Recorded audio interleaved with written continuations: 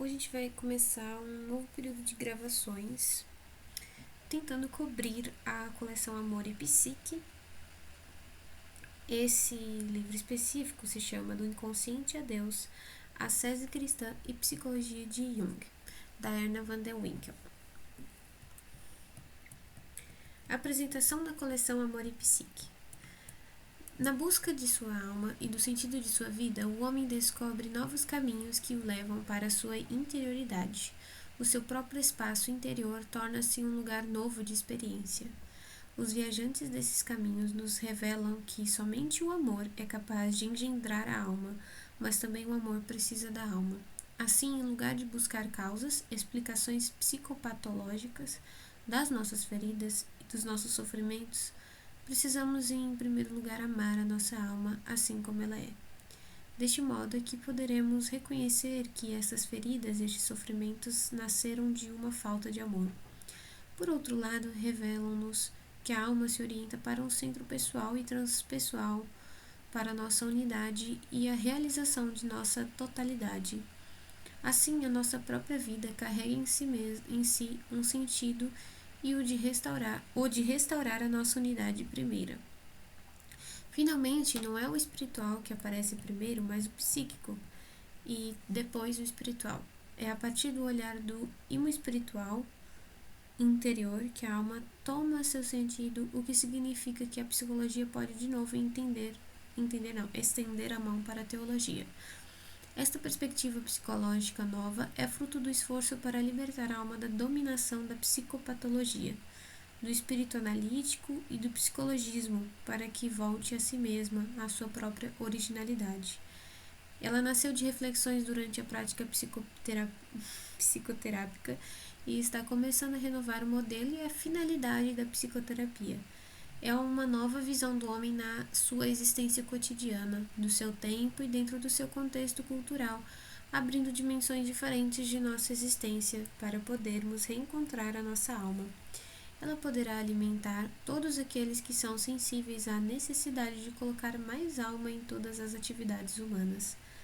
A finalidade da presente coleção é precisamente restituir a alma de si mesma e de, abre aspas, ver aparecer uma geração de sacerdotes capazes de entenderem novamente a linguagem da alma, fecha aspas, como Jung o desejava.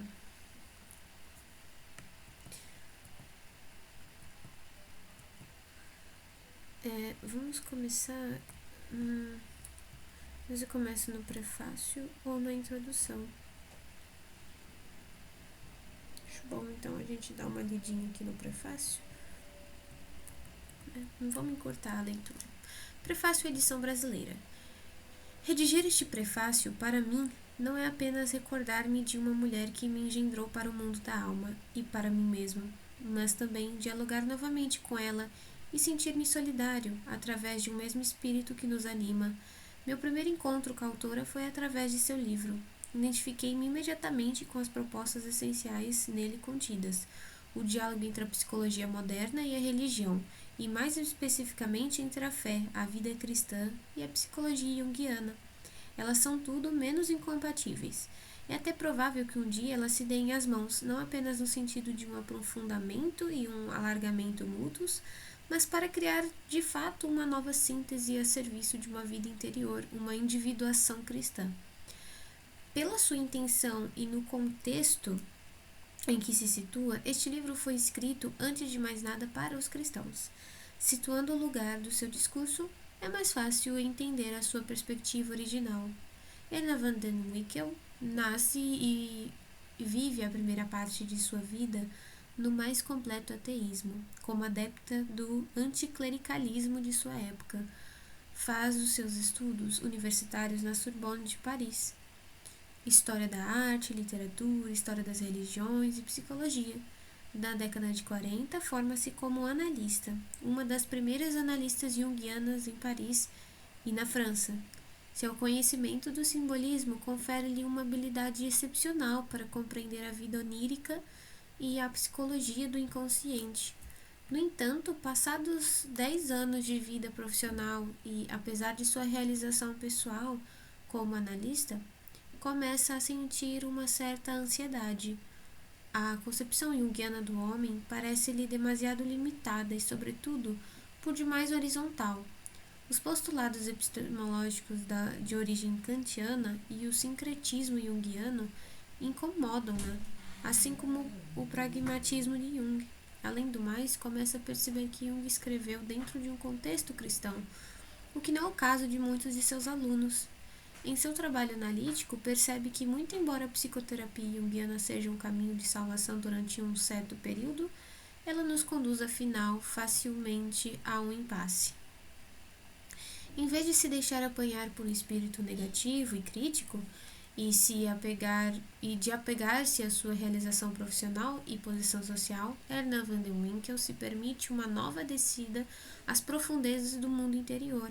Faz então a experiência de que o ser humano, em seu íntimo, mais íntimo, se confunde com o divino. Foi sem querer e contra a minha vontade, assim me disse ela, que a minha vida mudou. Não me converti, fui convertida. Constatei uma diferença entre a imagem e a realidade viva. Teria preferido tornar-me budista, mas não tive escolha. Tive que tornar-me cristã. Tudo parece indicar que seu corpo não vai aguentar por muito tempo esta nova dimensão que a vida impele a assumir. Tal a intensidade dessa experiência iniciática. Alguns anos depois, começa a perder a vista. Já quase cega, teve tempo apenas de abrir-se para o pensamento teológico cristão.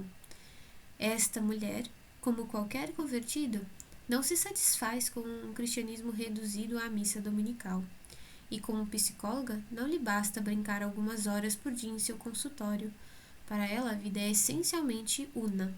Uma vez que tem que ser cristã, ela o é plenamente, em todas as situações da vida cotidiana. No entanto, ao colocar-se abertamente como analista cristã, só consegue suscitar contestações tanto por parte da maioria dos representantes da igreja, como em seu próprio meio profissional. Neste meio, dizia ela, é como que uma necessidade ser ateu para poder ser analista. Pode-se ser analista freudiano, junguiano, hegeliano, pouco importa a qualificação doutrinária, mas ser analista cristão? Isso parece uma contradição. Por outro lado, os teólogos não lhe ocultam sua desconfiança, como se a análise fosse um instrumento do diabo. Ainda bem que os tempos mudaram. Sofre demais com esta incompreensão. Sorrateiramente, uma doença dos rins se instala em seu corpo e pouco a pouco a deixa prostrada num sofá. Paralisada pela cegueira e pela doença, mesmo assim escreve 2 livros.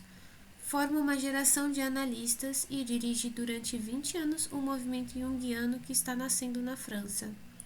Esta mulher não precisa falar de Deus, e menos ainda do cristianismo. Uma presença emana de seu rosto marcado pelo sofrimento. A paz e a alegria cristã a habitam. Durante os anos todos em que a conheci, nunca percebi o menor indício de espírito apologético, muito pelo contrário, apenas muita discrição e nenhum proselitismo. Tenho um imenso respeito pelos caminhos de Deus. Existem almas naturalmente budistas, outras judias, outras hinduístas e outras ainda que são cristãs, dizia ela. A imitatio Christi consiste, a seu ver, na coragem de cada um viver a sua vida em sua unicidade própria, como Cristo viveu a sua. Sabe, por experiência, que o conhecimento vivo do divino é um dom. O que as pessoas podem fazer é, no máximo, dispor-se a recebê-lo. Os seus sofrimentos físicos lhe permitem aproximar-se, a partir de seu interior, do sofrimento dos outros. Este pequeno livro de Hernan van der Winkel é completamente despretensioso. É o simples testemunho de uma convertida de antes do Concílio Vaticano II. Aliás, nos anos 70, tem vontade de reescrevê-lo, mas é impedida por seu estado de saúde. Tem plena consciência de que se trata apenas de uma primeira formulação de sua experiência pessoal, e sem dúvida alguma esta experiência, que introduz a ideia do inconsciente transcendental, não é a única possível. Esta concepção aproxima-se da doutrina do homem criado à imagem de Deus, centro da alma, como foi descrito pelos místicos. o que a autora quer colocar em evidência é que a realização de nossa totalidade, pelos meios da psicologia moderna, não pode chegar à plenitude, a não ser que se volte de novo para a sua relação original e primeira, ou seja, para o Deus imanente na alma, bem como para o totalmente outro. Cabe a Erna van der Winkel o mérito de perceber e corrigir de maneira coerente a ambiguidade de Jung em relação à imagem de Deus. Aceita os dois grandes postulados junguianos, nos quais Jung baseia sua teologia, isto é, a lei dos opostos e a existência real do mal. Erna van der Winkel chama a atenção dos que conhecem a simbólica para a distinção elementar entre o ternário e a trindade cristã, algo que inexplicavelmente Jung não percebeu. É verdade que dentro da dinâmica psicossimbólica, o ternário, chamado o quaternário, e este, como hoje sabemos por sua vez, chamando os estudos do inconsciente, é símbolo de uma estrutura imanente ao ser humano e corresponde a uma totalidade. A autora conhece, por experiência própria, esta realidade a que Jung se refere, no estágio de desequilíbrio em que vive o homem moderno. Reencontrar uma certa unidade interior já é muito. No entanto, não passa de uma etapa da caminhada, não é um fim em si, como muitas vezes se pretende.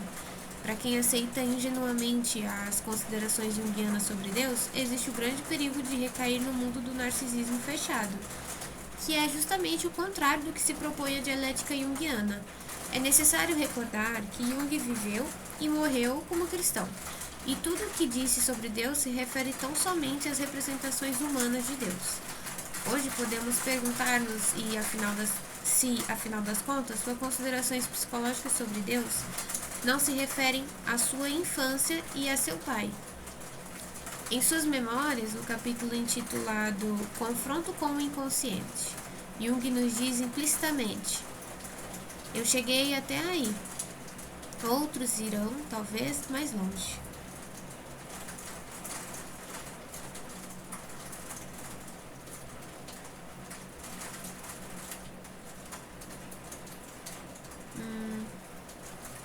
Mas essa abertura, este reconhecimento dos limites de sua experiência estão bem pouco presentes nos sistemas junguianos. Esse ir mais longe, a autora viveu, pela graça, como ela mesma disse, o reencontro com Deus Amor, que é o Deus Trino dos cristãos. Sua experiência pessoal poderia, sem dúvida, ser contestada se 2000 anos de história de cristianismo não tivessem colocado no centro das mandalas cristãs, como nas rosáceas das nossas catedrais, aquela estrutura quaternária para expressar a realidade central que é o Deus Amor. É à luz da descoberta do amor de Deus que a autora se confronta com a existência real do mal, situando o problema em seu verdadeiro contexto. A sua contribuição nestas duas questões é de grande valor. Discuti muitas vezes com a autora sobre quais eram suas intenções reais ao publicar este livro. Para explicar e justificar o seu pensamento, seria preciso um livro inteiro. Limitar-me-ei, pois, a umas poucas considerações. Erna van der Winkel está convencida da imperiosidade de os cristãos do século XX encontrarem um caminho novo para o velho evangelho. As exigências de vida interior do cristão do século XX são tão grandes quanto no passado, mas o que nos falta são novas formas e práticas de vida espiritual e técnicas adequadas para se chegar a este fim, e que se reflitam e expressem a situação do homem atual. Se por um lado a autora vê na psicologia moderna e particularmente na psicologia de Jung uma chave capaz de reabrir as portas para o mundo interior, ela também é sensível aos valores específicos de cada religião e particularmente ao do cristianismo, para não se deixar levar ao sincretismo. Quanto mais se confunde, menos se une. Da mesma forma que São Tomás conseguira cristianizar a filosofia de Aristóteles, criando uma síntese nova. Erna van der Winkel deseja realizar um trabalho semelhante na psicologia moderna, a serviço de uma renovação espiritual, de um humanismo cristão. Hoje é fácil constatar a existência de centenas de psicoterapias, todas elas fruto de confissões pessoais e generalizações de experiências pessoais de seus autores. Não é por ter nascido no contexto da medicina, e mesmo por vezes em oposição ao cristianismo, que a psicoterapia tem que permanecer sempre nesta oposição. Quando se pergunta qual a relação, sob o ponto de vista histórico, da nossa psicoterapia moderna com alguma prática do passado, podemos constatar que ela é uma laicização, uma secularização e uma modernização da antiga cura animarum. Mas esta secularização acarretou uma nova imagem do homem, com os valores próprios de uma certa tradição filosófica. No caso da psicologia de Jung, é fácil reconhecer o espírito de Nietzsche, Schopenhauer, Caruso, Hartmann, Kant, Goethe, bem como da psiquiatria alemã do século passado, além do espírito de um mestre Eckhart Böhm, dos gnósticos, dos alquimistas, resumindo, de certos valores cristãos. A psicanálise de Freud nasceu da histeria, a psicologia analítica junguiana da esquizofrenia. Qualquer que seja o desenvolvimento destas psicologias, a sua origem e a sua finalidade que dão à terapia psicomédica e o seu sentido, a saber, a adaptação social, o desenvolvimento da personalidade individual, o alargamento do campo da consciência, a afirmação do ego e outros parâmetros nesta linha. No decorrer da história, houve evidentemente também centenas de psicologias de caráter cristão, situadas no contexto da própria tradição, de uma riqueza fabulosa, aliás, no que diz respeito ao conhecimento psicológico. Seu objeto e campo de trabalho só pode ser a experiência cristã, o vivencial cristão. E em qualquer situação de vida, inclusive as novas feridas, as quais repentinamente adquiriam um novo sentido, sua única finalidade, segundo a expressão clássica dos antigos, era curar a alma e cultivar a alma para chegar a uma vivência cada vez mais profunda, por e para o Cristo em nós e entre nós. Christianus alter Christus. Todo cristão, outro Cristo. Era esta a finalidade da antiga cura animarum, um sacramento, como lembra Thomas Merton. Uma nova cura animarum que, muito embora se mantivesse fiel ao passado, dele se distinguisse pelo seu enfoque mais psicológico, mas o enfoque psicológico que fosse também cristão. Só a alma pode perceber a alma. Ela se percebe de dentro. A alma é, portanto, antes de mais nada, um modelo de percepção. Essa perspectiva não estava ausente nos antigos, mas adquire novas dimensões através da psicologia moderna. Não se situa mais no contexto metafísico, como antigamente, mas para nós, os modernos, a alma é sinônimo de uma realidade experimental. O lugar onde ela se reconhece é, por natureza, o mundo imaginaris. Porquanto a alma é, antes de tudo, imagem. A imagem contém tudo em si, a começar pela pluralidade dos sentidos e dos não sentidos. Não quer dizer que uma psicologia moderna cristã renegue as dimensões metafísicas, mas apenas que as retoma em sua perspectiva própria. A transcendência encontra-se na imanência. Pode tratar-se da filosofia ou da teologia cristã que for, nenhuma se concebe sem uma cristologia. O mesmo acontece com a psicologia cristã. Sem dúvida, ainda é preciso elaborar uma cristologia a serviço da psicologia. Muito embora a doutrina tradicional da alma, Imago Dei, Imago Christi, seja uma referência essencial, existem pelo menos mais duas outras tão importantes quanto esta. Uma seria o Bestiário do Cristo, estudado na iconografia cristã, onde se verifica que muitos animais simbolizaram o Cristo, que simplesmente significa que a vida espiritual cristã tem seu lugar na vida instintiva e que, portanto, o instintivo e o espiritual são um. Em outros termos, significaria que a vivência instintiva tem uma dimensão crística. Estamos longe aqui da dicotomia cartesiana entre instinto e espírito, e até entre consciente e inconsciente. O segundo ponto de referência seria o Cristo cósmico, a anima mundi ou anthropos. O próprio Jung reconheceu na pessoa de Cristo uma encarnação histórica do que chamou de si mesmo. Estas dimensões do cristianismo só serão reconhecidas à medida que se reconheça a própria alma. Neste aspecto, há um enorme trabalho a ser feito. Não foi por acaso que no Concílio Vaticano II se fez silêncio sobre o desafio ou a contribuição da psicologia moderna. Isso quer dizer que a consciência cristã ainda não despertou para esse tipo de questões. Aqui, mais do que em qualquer outro campo, reflexão, experiência, teoria e prática estão intimamente ligadas. É de se esperar que, logo que as buscas e pesquisas realizadas nesse sentido tiverem alcançado uma certa maturidade, o sacerdote se torne, de novo, um verdadeiro pastor de almas, capaz de acompanhar os cristãos em sua busca interior, sempre singular e individual. Os exegetas católicos e protestantes conseguiram assimilar os instrumentos da crítica histórica e se abriram para uma nova leitura da Bíblia. Então, não há razão para que um trabalho semelhante não possa ser realizado nos dias de hoje. Em relação à psicologia, para que o livro vivo, que é a alma, possa ser relido a partir de dentro pelo cristianismo.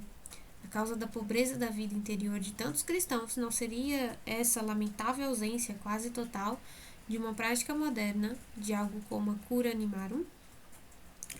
Não seria esta a causa também do mal-estar e do isolamento de muitos sacerdotes e pastores?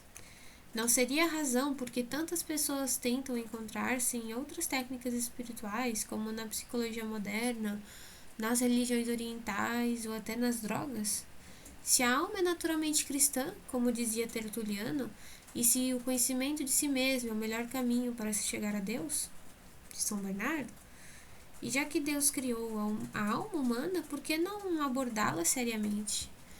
Isto só poderia trazer vantagens a todos aqueles que se sentem impelidos a viver uma vida interior. A psicologia moderna redescobriu a alma. Além disso, dispomos hoje de instrumentos de trabalho. Por que não usá-los no contexto e nas perspectivas do cristianismo? Karl Rahner escreveu que o homem espiritual de amanhã será um místico, alguém que experimenta algo. Eu acrescentaria que esse místico será um místico da alma, um místico da interioridade. No decorrer da história do cristianismo, essa mística sempre existiu e encontrou seu apogeu em Santa Teresa d'Ávila. Mas este tipo de mística nasceu no contexto da vida monástica. Sempre foram interdependentes. Falta viver e formular uma mística cristã da alma que expresse e reflita a situação concreta do cristianismo no mundo de hoje. Começamos a adquirir técnicas que permitem novos modos de vida espiritual. Por todo lado, procuram-se novas formas de vida espiritual. O livro de Erna van den Winkel é uma expressão pessoal desta busca. Quem sabe já esteja próximo o tempo em que a psicologia se tornará a nova ancilha teologia. De Leon Bonaventure. E agora nós vamos, de fato, para a introdução. Abre aspas. A quem ama, olhar uma vez não basta, porque a força do amor multiplica os desejos de procura. Fecha aspas. 26ª homilia de São Gregório Papa, aparição a Maria Madalena. O nosso objetivo não é a apresentação de um estudo detalhado da psicologia analítica de Jung, o grande médico e psicólogo de Zurique. Dirigimos-nos, ao contrário, a um público que já esteja ao corrente desta questão. Cremos, todavia, que seria útil situar a obra de Jung no conjunto dos conhecimentos humanos. Com isso, esperamos evitar julgamentos, críticas e comentários incorretos devidos a uma interpretação não condizente com o pensamento do autor. A obra de Jung, ele o repete incansavelmente, antes de tudo, psicológica. Tal obra, acho que era a obra mesmo, a obra de Jung. Enfim, as suas descobertas, especialmente a do inconsciente coletivo e a dos arquétipos, trouxeram imenso progresso à psicologia moderna, alargando e aprofundando consideravelmente seu campo de estudo. Anos de pesquisas, experiências e trabalhos deram-lhe a certeza de que a psique é constituída pela totalidade do ser, consciente e inconsciente, e que ela vibra e reage diante de tudo o que desde a criação do mundo interessa ao homem. Primeira nota sobre a psique. Psique, com este termo, designamos a totalidade das forças psíquicas, instintivas e espirituais do ser.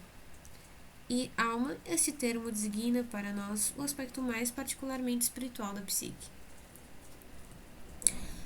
Assim, tudo o que diz respeito à humanidade entrou para o quadro da psicologia.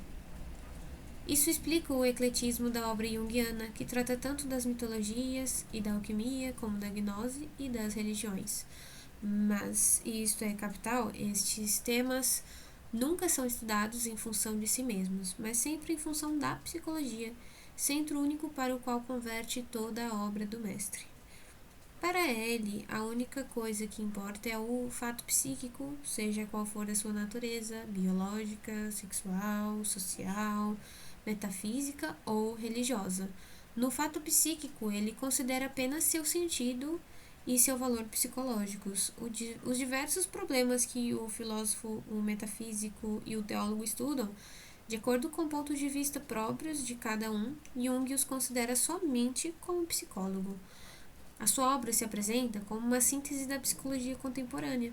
Julgá-la de outro modo conduz a erro. Para compreendê-la, para penetrar no seu cerne, é necessário colocar-se no mesmo plano em que ela se coloca.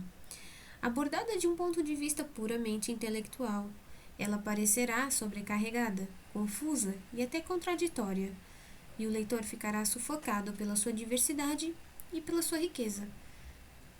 A análise psicológica é o fio de Ariadne, indispensável para o conhecimento de sua homogeneidade interna. A psicologia junguiana não se aprende só nos livros, ela não é uma síntese intelectual, menos ainda um sistema ou uma teoria encerrada em fórmulas. Ela é sempre, em cada uma de suas etapas, uma porção da experiência viva. Estando em constante evolução, não tem nada de estático, porque a psicanálise está longe de ser atingida em seu termo. Jung o sabe e o reconhece, e por isso é levado às vezes a se contradizer. Para o psicólogo experimentado, essas contradições, que são apenas aparentes, fazem parte da vida que anima essas pesquisas orientadas para o futuro. Mas para aquele que não atinge a essência desta obra, também a sua homogeneidade lhe escapa e aparecem lacunas. A um espírito rigorosamente filosófico, ela parecerá incompleta. O metafísico se sentirá insatisfeito e o teólogo a julgará insuficiente ou errônea. A universalidade e o dinamismo evolutivo constituem em nosso saber o valor mais precioso da obra de Jung, mas também seu ponto mais sujeito a riscos. De fato, a sua própria diversidade faz com que cada um, em conformidade com sua formação intelectual ou espiritual, decline-se a reter somente aquilo que seus conhecimentos lhe permitem assimilar. Alguns a dirão ateia, outros mística, para outros ela será agnóstica e haverá até quem a considere oriental. Todas essas opiniões são falsas e verdadeiras. Verdadeiras porque, enquanto psicólogo, Jung foi levado a se ocupar de todas essas questões e a falar delas. Falsas porque, para ele, essas questões não são separáveis do todo. Elas são partes dele e só existem em relação com o estudo da psique global. Dado o papel preponderante desempenhado pelo simbolismo desta obra, não hesitamos em recorrer a um conto cujas imagens, melhor do que as palavras, esclarecerão nosso pensamento.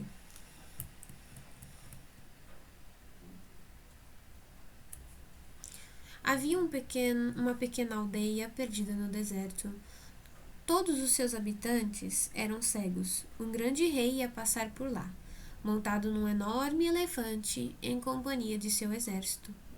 Os cegos ficaram sabendo disso e, como tinham ouvido muitas coisas sobre elefantes, ficaram com um grande desejo de tocar o animal para fazerem dele uma ideia. Uma dezena de cegos se pôs a caminho. Prostrados diante do rei, obtiveram a permissão de tocar no elefante. Um apalpou a tromba, o outro uma pata, outro uma costela. Um foi suspendido para apalpar a orelha e um outro foi colocado em cima do animal, que fez uma pequena caminhada com ele. Encantados, os cegos voltaram para a aldeia. Todos os outros cegos o rodearam para saberem como era o terrível monstro. O primeiro disse: é um grande tubo que se ergue com violência e sopra com força. Se apanhar alguém, ai dele. O segundo declarou: é uma coluna coberta de pelos. E o terceiro afirmou: é um muro parecido com o de uma fortaleza, também coberto de pelos. O que tinha palpado a orelha protestou: ele não se parece com um muro. É um tapete de lã dura que se mexe quando tocado. Finalmente, o último exclamou: que dizeis? É uma imensa montanha que se desloca. Dissemos no começo que não tínhamos a pretensão de estudar a obra de Jung em seus detalhes, como os cegos da aldeia. Nos fixaremos em um de seus aspectos. A nossa intenção é entregar ao conhecimento do público os resultados de uma experiência analítica vivida por nós e por várias outras pessoas. Como essa experiência nos levou à conversão ao catolicismo, procuraremos precisar mais particularmente as relações, isto é, as analogias e as diferenças entre esse processo psicológico e a ascese cristã. Agora nós entramos na primeira parte, chamada Noções Preliminares. Antes de abordarmos a nossa matéria, recordemos alguns dados essenciais da psicologia junguiana. Primeiro, a análise psicológica. O que é ela? Para quem ela é aconselhável? Para que serve? Para onde conduz? Muitos ainda acreditam que a análise psicológica é reservada aos neuróticos, que só existe em função das neuroses e que tem por finalidade apenas mitigá-las ou eliminá-las. Sem dúvida, um dos papéis principais de qualquer análise psicológica é dar ou restituir o equilíbrio às pessoas que sofrem de perturbações psíquicas. Depois das descobertas de Freud e de Adler, as de Jung, de modo especial, lançaram uma luz nova sobre a psique e também sobre a análise psicológica. No termo de uma elaboração atual, a análise junguiana apresenta dois aspectos, terapêutico e evolutivo. O aspecto terapêutico é conhecido e geralmente aceito. Neste caso, a análise, seja qual for a escola que pertença, se dirige a doentes neuróticos. O aspecto evolutivo é menos conhecido e mais difícil de admitir, porque se trata de uma evolução espiritual. De fato, e voltaremos a este ponto, as descobertas de Jung lhe permitem servir-se da análise da psique como um meio de retorno ao espírito. Com isso, a análise não se dirige mais unicamente a neuróticos, mas também a seres que se preocupam com a vida interior e que procuram a sua vida espiritual. Na prática, o aspecto terapêutico e o aspecto evolutivo não estão totalmente separados, nem são inteiramente separáveis. Para Jung, não é possível chegar à harmonia do ser sem tomar consciência dos valores espirituais e sem o retorno a eles. A neurose, para ele, é uma espécie de sinal de alarme que anuncia uma ruptura entre o indivíduo consciente e esses valores eternos. Para ele ainda, a inadaptação à vida, seja no trabalho, no lar ou na esfera sexual, muitas vezes é um efeito das neuroses e não sua causa. A sexualidade e o desejo de poder provocariam perturbações justamente porque na vida profunda o contato com o núcleo vital, que é o espírito, está rompido ou desafinado. A psicologia de Jung vai muito mais longe do que as psicologias de Freud e de Adler, sem negá-las, e atinge camadas muito mais profundas da psique. No decorrer de suas pesquisas, Jung se viu forçado a reconhecer a importância do problema espiritual na gênese das neuroses e no todo da psique humana. Dizemos forçado porque foram suas experiências científicas de psicólogo que o conduziram a este reconhecimento, e não uma posição espiritual, pessoal, a priori. Com essa descoberta, a psicologia ia entrar numa fase totalmente nova, pelo menos no século XX. encaminhando-se para um aprofundamento não integralmente insuspeitado, mas ainda inexplorado. Até então, as causas das neuroses, sexualidade ou desejo de poder, não ultrapassavam o plano humano ou social, e por isso eram relacionadas com o inconsciente pessoal, cuja exploração bastava para despistá-las e em seguida para reduzi-las. Com a introdução da causa espiritual nesses planos, sem nunca serem rejeitados, são ultrapassados e se atinge o plano do espírito. Vista deste ângulo, a análise junguiana é uma via, um caminho que leva à harmonia do ser em sua totalidade, mas não um fim em si mesma. Esta harmonia do ser em sua totalidade isto é, na plenitude unificada do consciente e do inconsciente, Jung a denomina si mesmo. Não se deve confundir o si mesmo com o fim temporal de uma análise. Para Jung, a análise começa quando tudo termina. Muitas vezes tivemos ocasião de constatar o acerto desta afirmação. O fim da análise depende, é claro, da idade, da cultura, da maturidade, da personalidade do sujeito e de suas necessidades vitais. Para alguns, esta finalidade não vai além do plano humano e social. Adaptação real ao ambiente, ao trabalho, aceitação do casamento, da maternidade, etc. Para outros, ela se encontrará num plano filosófico ou espiritualista. Para outros ainda, coincidirá com o plano metafísico ou religioso. Não passaremos em vista todas estas finalidades possíveis. Cada uma delas pode constituir uma etapa para o si mesmo, mas o si mesmo é um resultado que ultrapassa a análise. Englobando-a, ele realiza a completude do ser, não só em si próprio e com relação ao humano, mas também em relação ao cósmico, ao espiritual. Como chegou Jung a alargar e a enriquecer a análise psicológica, ao ponto de poder fazer dela não só um meio de cura, no sentido médico, mas também um meio de salvação no sentido mais profundo do termo. Para se compreender bem este último ponto, é indispensável o conhecimento do inconsciente coletivo, dos arquétipos e do simbolismo. Vamos para uma pequena nota que é dita assim: Jung distingue entre o ego e o si mesmo. Vejamos suas palavras. Se bem que apenas o eu seja o centro da minha esfera consciente, não significa este fato que seja o eu idêntico à totalidade da minha psique, não passando de um complexo entre vários outros complexos. Distingo, portanto, entre o ego e o si mesmo, em que o ego é somente o sujeito de minha consciência, e o si mesmo é o sujeito de toda a minha psique, inclusive do inconsciente, portanto.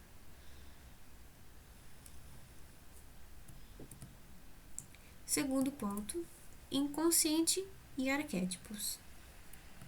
Deixa eu só ver. Rapidinho.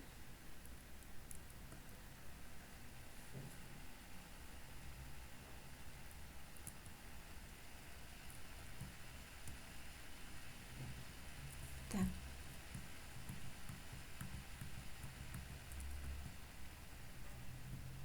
A gente vai chegar até essa página aqui falando sobre o simbolismo. Então a gente vai ler só mais essa segunda parte sobre inconsciente e arquétipos, tá? A descoberta do inconsciente coletivo feita por Jung no decorrer dos anos 1912 e 13 está na origem de todas as suas descobertas ulteriores, que o futuro apreciará mais do que a nossa época. Ora, a maior parte das pessoas vivem atualmente na ignorância absoluta do seu inconsciente. O materialismo exagerado, o cientismo sectário e o racionalismo radical provocaram a perda de contato com o inconsciente, resultando disso uma espécie de hipertrofia do consciente. Esta ruptura é justamente um dos elementos mais prejudiciais à nossa civilização. Por quê? Porque a experiência da psicologia junguiana o prova sobejamente.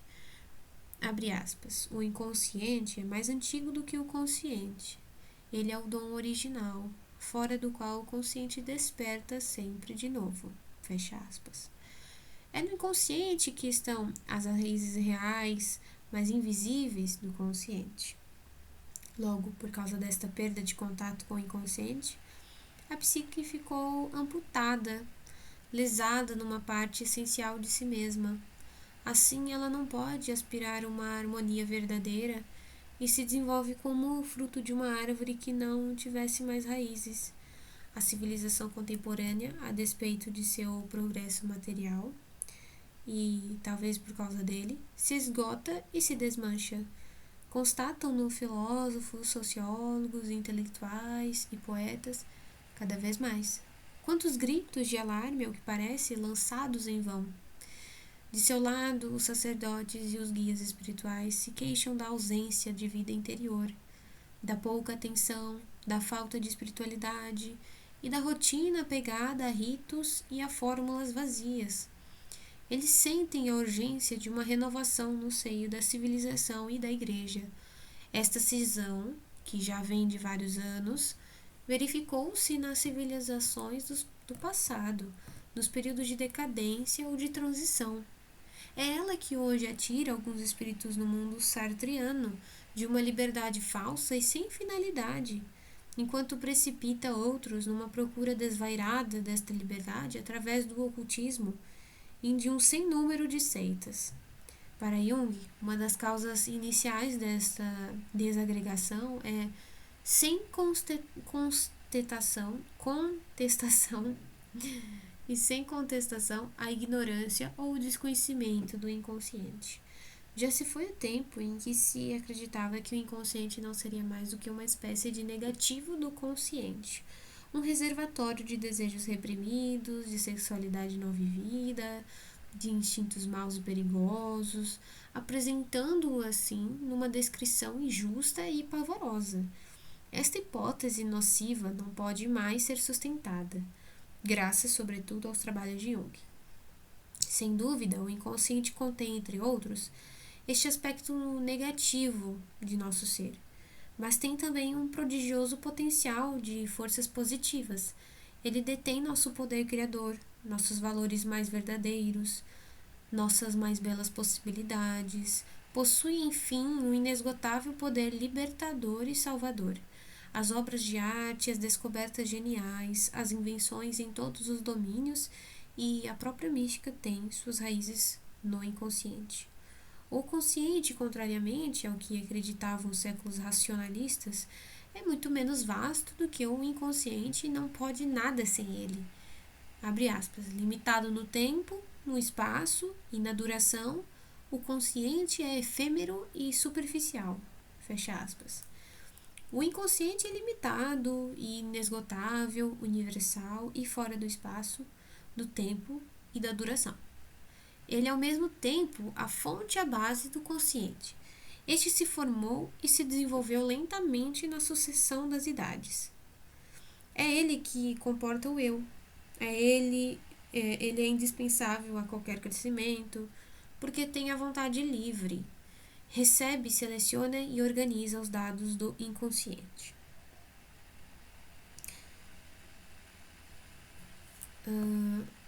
Tem uma pequena nota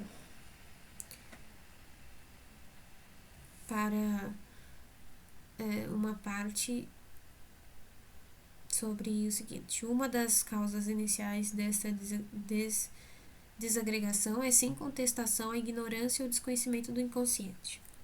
Uma nota para essa parte é a ideia de que a principal atitude do homem consciente é errônea. É incontestável que o consciente depende do inconsciente em todas as circunstâncias importantes da vida. Citado por J. Jacobi. Não sei se é Jacobi ou Jacobi, mas enfim. E na última citação que eu fiz, de limitado no tempo, no espaço e na duração, o consciente é efêmero e superficial, existe uma nota em que diz: foi depois de Descartes que a psicologia ficou limitada ao consciente apenas. Continuando, né? O seu papel é, pois, delicado e importante. E se acontecer que ele não seja bastante forte para suportar uma confrontação com o inconsciente, é melhor não submetê-lo à análise. Abre aspas.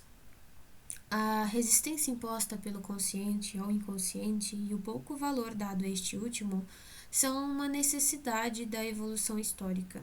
O consciente do homem ocidental afastou-se demasiadamente do inconsciente. Por isso, o homem de orientação racional e dialética é assaltado por um terror pânico quando sente que entra de novo em contato com o inconsciente. Terror este causado em grande parte pela temível analogia com a alienação mental. Analisar o inconsciente como um objeto passivo não apresentaria nenhum inconveniente para o nosso intelecto e corresponderia mesmo à nossa orientação racional. Mas deixar o inconsciente agir e vivê-lo como uma realidade está acima da coragem e da força do europeu médio. Fecha aspas. Até Jung, os psicólogos só conheciam uma zona deste inconsciente, a das repressões, dos esquecimentos e etc. Zona esta sempre ligada à vida pessoal, e que não abrange, afinal, senão o romance da família, de cada um. Jung a designa, por isso, com o nome de inconsciente pessoal ou individual, fazendo assim uma fusão do pré-consciente de Freud e do subconsciente de Dessoir. O inconsciente pessoal não vai além do eu individual ou social, mas Jung explorou camadas muito mais profundas do que aquela e descobriu aquilo que ele chama de inconsciente coletivo. Para se atingir o inconsciente coletivo, é indispensável que a zona pessoal seja raspada, trabalhada e restituída à consciência por meio da análise. Por exemplo, o inconsciente coletivo não contém mais somente o passado individual, mas também o passado e o futuro universais. Foi uma descoberta prodigiosa que separou definitivamente Jung de seu mestre Freud.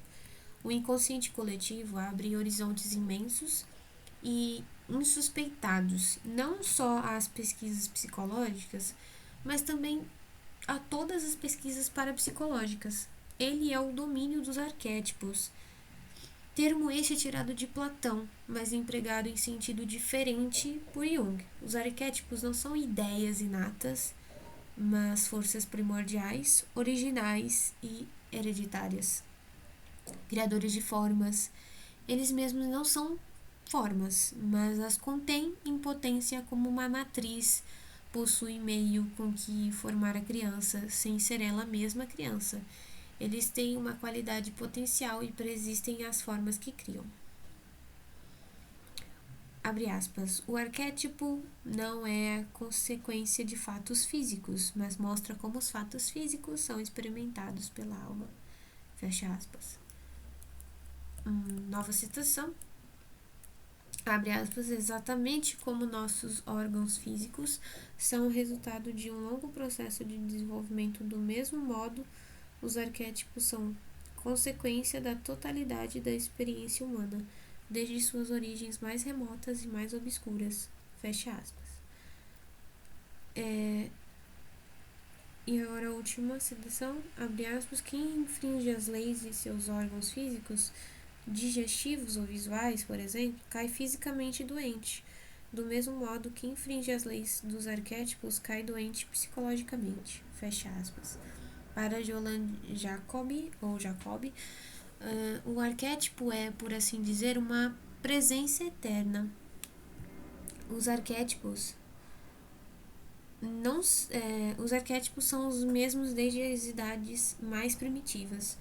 O inconsciente coletivo, abre aspas, esta poderosa espiritual massa hereditária da evolução da humanidade que renasce novamente em cada estrutura individual, fecha aspas. Ele é uma espécie de memória original intacta. Será que é intacta? Que tá mesmo ou inata? É original inata, eu acho. Enfim, erraram no próprio livro mesmo. É nele e por ele que o consciente pode encontrar as forças vivas do universo. Ele tem, segundo Jung, uma ordem e uma organização internas que representam refúgio e auxílio nas perturbações e nos acontecimentos da vida. Se, é claro, abre aspas, encontrarmos em contato com o inconsciente. Fecha aspas. E é isso. Vamos continuar depois.